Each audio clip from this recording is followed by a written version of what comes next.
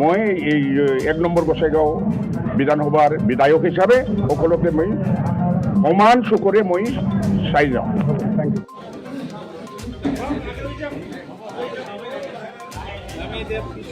তাতে গোসাইগাঁৱত বিভিন্ন জাতি জনগোষ্ঠীৰ মাজত শান্তি ঐক্য আমি উন্নয়নটো অটুট ৰাখি উন্নতিৰ কাম আমি গোসাইগাঁও বিধানসভা সমষ্টিটো 1 নম্বৰ যেনেকৈ বিধানসভা ঠিক তেনেকৈ প্ৰত্যেক দিশতে আমি অসমৰ নাম্বাৰ 1 বিধানসভা হিচাপে উন্নয়নৰ ক্ষেত্ৰতো ডেভেলপমেণ্টৰ ক্ষেত্ৰতো যাতে আমি উন্নয়ন কৰিব কাৰণে আমি প্ৰচেষ্টা কৰিম। আৰু বৰ্তমান যিটো আকৌ ডক্টৰ হিমন্ত শৰ্মাৰ নেতৃত্বত অসম চৰকাৰ যিহেতু আকৌ চৰকাৰ হ'ব NDA চৰকাৰ, তেওঁ মই দৃষ্টিগোচৰ কৰিম যাতে আমাৰ অসমৰ পশ্চিম প্ৰান্তৰ এটা আন্তঃৰাজ্যিক আন্তঃৰাষ্ট্ৰীয় আৰু আমাৰ অভয়াৰণ্য থকা এই সমষ্টিখনক সকলো দিশতে উন্নতিৰ কাৰণে ডেভেলপমেণ্টৰ কাৰণে মোক বিধায়ক হিচাপে যাতে চৰকাৰে সহায় কৰে, তাৰ কাৰণে মই চৰকাৰৰ মুৰব্বী মুখ্যমন্ত্ৰী হওক বা বিভাগীয় মন্ত্ৰীসকলক মই হাতে কামে কাকুতি মিনতি কৰি মই গোসাইগাঁও নাম্বাৰ 1 সমষ্টিখন ডেভেলপমেণ্ট কৰাৰ কাৰণে মই প্ৰচেষ্টা কৰিম। আৰু এই প্ৰচেষ্টাৰ 1 নম্বৰতে মই যেনেকৈ এতিয়া এইবাৰ ভুক্তভোগী হ'ল আমাৰ যিটো নিৰ্বাচনৰ গোটেই কাম কাজবিলাক বহুত দিন আমাৰ গোসাইগাঁৱতে হৈছিল, এতিয়া আমি কোকৰাঝাৰত চব লৈ যোৱা হ'ল ডিষ্ট্ৰিক্ট হেডকোৱাৰ্টাৰ হিচাপে। আৰু কিছুমান কাৰ্যালয় বিগত সময়ত সাপোজ PWD কেইটামান বিভাগটো আমাৰ গোসাইগাঁও মহকুমাৰ পৰা বেলেগত স্থানান্তৰিত কৰা হ'ল। এইবিলাক আমি প্ৰথমতে গোসাইগাঁওটো যাতে মহকুমাৰ পৰা জিলা পৰ্যায়ত আমি আপগ্ৰেড কৰিব পাৰোঁ, এই পদক্ষেপটো মই বিধানসভাত মই দাবী উত্থাপন কৰিম। BTC অসম আৰু ভাৰত ৰাষ্ট্ৰৰ উন্নতিৰ কাৰণে আমি NDA হিচাপে সহযোগ হৈ মই NDAৰ বিধায়ক হিচাপে কাম কৰাত সহায় কৰিম। UPPL এটা আমি ভাবত গজা ৰাজনীতিক আঞ্চলিক দলৰ ৰাজনীতি বুলি ক'ব লাগিব। ইহঁতে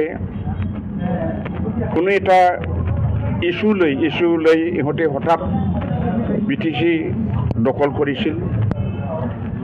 আৰু ইছ্যুতে ইহঁতৰ যিটো পাব্লিকত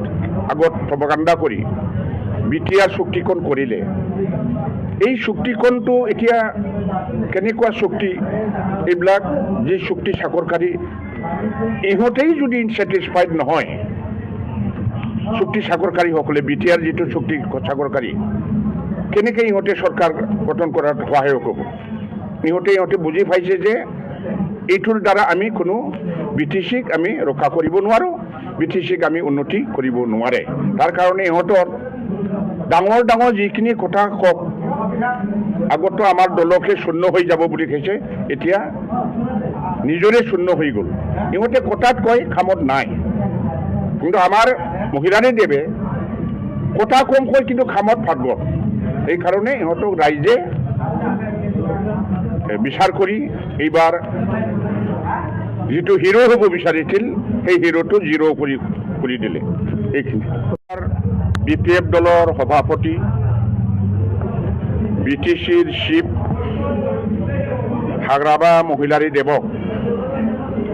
1 নং গোসাইগাঁও বিধানসভা সমষ্টিৰ পৰা মোক NDA প্ৰাৰ্থিত্ব প্ৰদান কৰাৰ কাৰণে আৰু নিৰ্বাচনত তেওঁ নিজে শাৰীৰিক আৰ্থিক বিভিন্ন ছাইড দি মোক সহায় কৰি এই নিৰ্বাচনত বিপুল ভোটত জয়ী কৰালে, তাৰ কাৰণে মই আমাৰ মহিলাৰী দেৱক প্ৰথমতে ধন্যবাদ জ্ঞাপন কৰিলোঁ আৰু মই যিটো নিৰ্বাচিত হ'ল NDA আমাৰ ভাৰতীয় জনতা পাৰ্টি আমাৰ BPF ৰাজনীতিক দলৰ ভোটাৰসকলে মোক যেনেকৈ ভোট সাব্যস্ত কৰি বিপুল ভোটত জয়ী কৰালে তাৰ কাৰণে মই আমাৰ NDA দলৰ কৰ্মীসকলক মই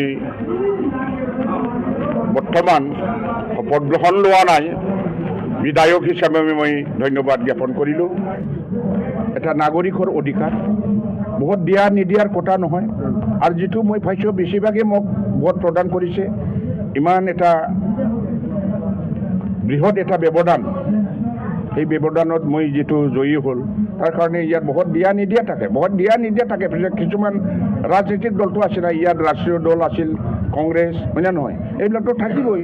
আৰু দলত এইবিলাক এটা দলটো কোনো এটা সমষ্টিত নাথাকে সেইকাৰণে দিয়াই নিদিয়াই হওক কাক বাদে আমাৰ উন্নয়নৰ পৰা ডিপ্ৰাইভ হ'ব লাগে বঞ্চিত হ'ব লাগে এইটো আমাৰ মই এই 1 নম্বৰ গোসাইগাঁও বিধানসভাৰ বিধায়ক হিচাপে সকলোকে মই সমান চকুৰে মই চাই যাওঁ